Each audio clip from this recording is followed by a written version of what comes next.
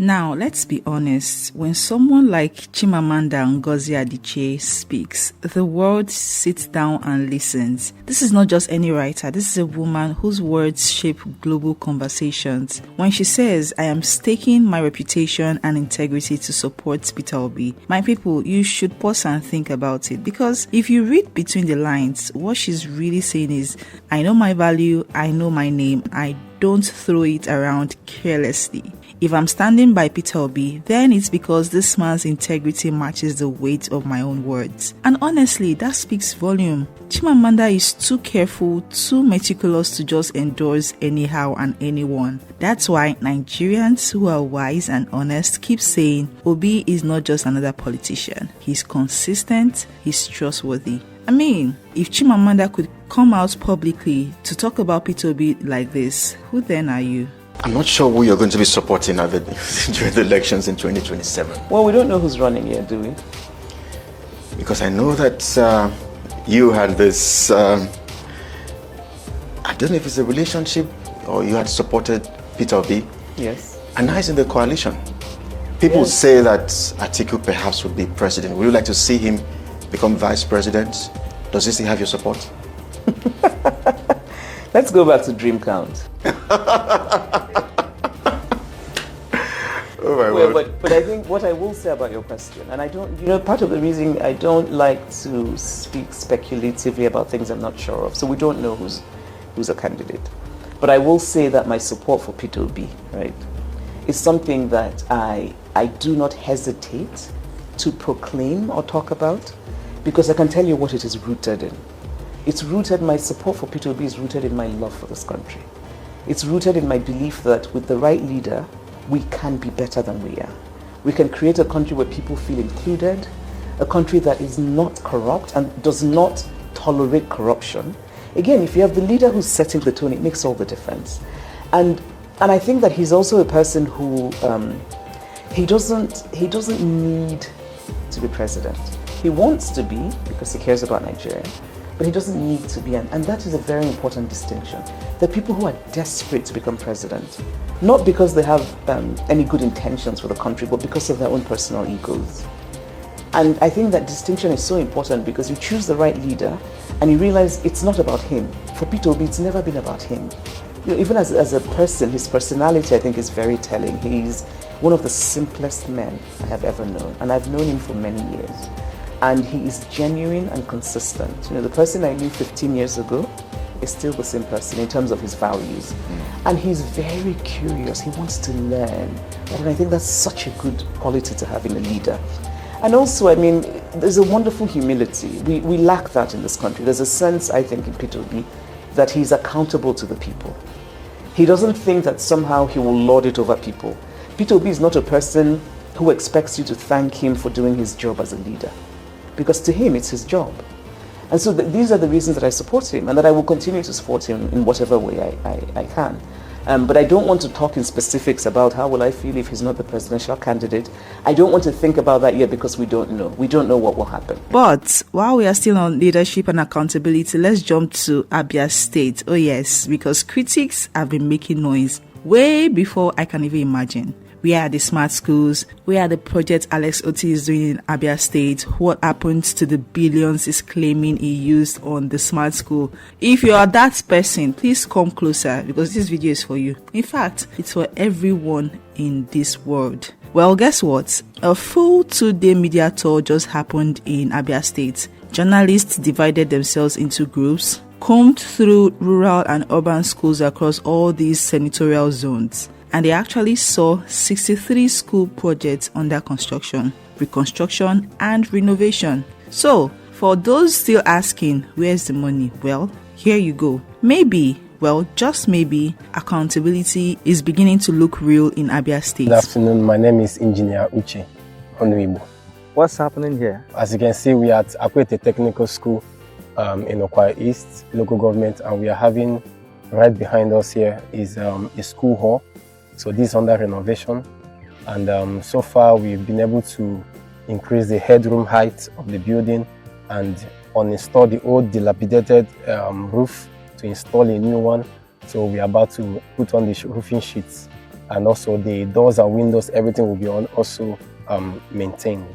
Okay. So how many buildings do you have here in total under construction? We have 3 new classroom blocks, and we also have 6 classroom block 1 under construction at the moment. So in total, how many?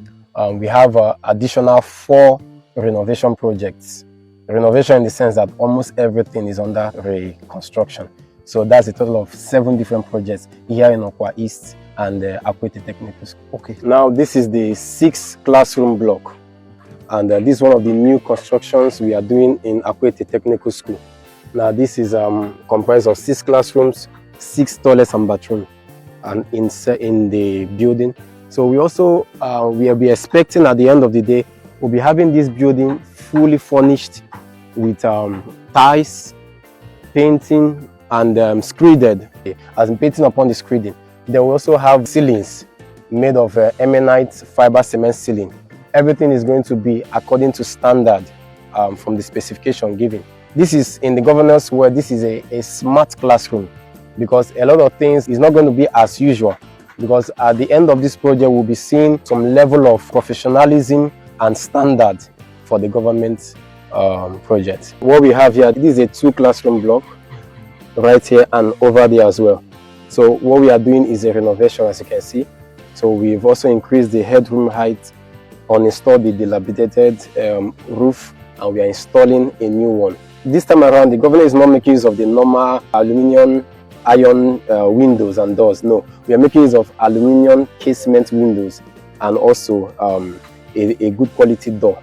So this is going to be a glass window, tiled, painted, and of course furnished. Okay, so again, this is a 5 classroom block, also under reconstruction and renovation.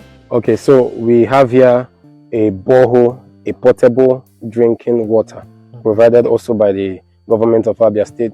So the goal is not just to provide a comfortable learning environment, but also water supply for the students and of course for the school. We're going to have the stand in this position as well. So right here we have a 4 classroom block. This is a smart classroom, as you can see right behind me. The architecture actually has been designed in such a way of not just a comfortable place, but also security. Now this design has the foyer and also the surrounding of the roof. It has been reinforced for security purposes. So the school or the government might decide to install and equip this place with viable and vital equipment that cannot be vandalized. So we have, when you get there, you find out that the foyer is decked all through, and we have a parapet running right around for proper reinforcement. So now, because of the nature of this place, we decided to give the best for sustainability. Actually, a building was here. So the government came and saw that the building was at risk of collapse because of the nature of this ground. So it was demolished and reconstructed. Now what we have here is a totally reinforced foundation. There is no block work on the foundation. Everything we are seeing as block here is from the DPC height. So like I said, this is quality, and this is for not just safety, not just comfort, but also sustainability and longevity. This is also a 4 classroom block, a smart classroom.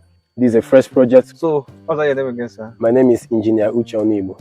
Okay. Yes, I'm the site project engineer. All right. Yes, sir. Thank you. Okay, let's flip the script and move over to Imo State, where Governor Hope Uzodimma dropped something interesting. Personally, it captured my interest. Why there are no oil-producing companies headquartered in Imo State? For a state that is known for its oil, my goodness, this is so unbelievable.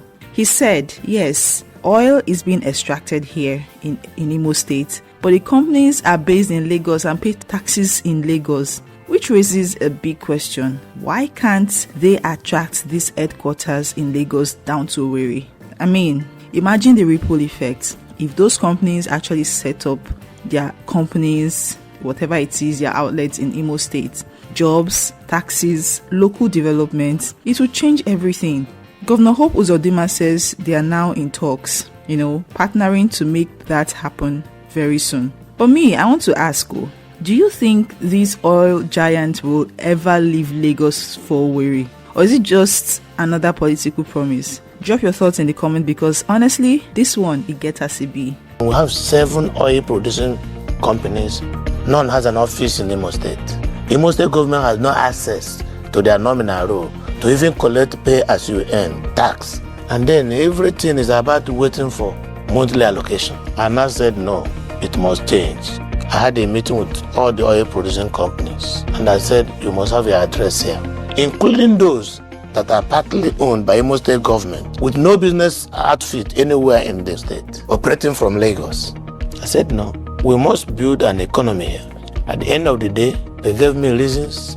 Insecurity, we brought security. Accommodation, where to stay, no 5-star hotel. I said, we put. Marriott is managing Protea. By the time Marriott will finish, I've signed an agreement with Hilton International. The work in the Concord Hotel, old Concord Hotel, built by Mbakwe, the upgrade to a 5-star hotel is 75% complete. We'll commission this year. And I said, if you want my cooperation to protect your facilities, it must be a relationship that is based on reciprocity, where the indigenous will benefit, the government will benefit, and you will benefit. We'll give you the enabling environment to operate, but we must get value from it. And how do we do that?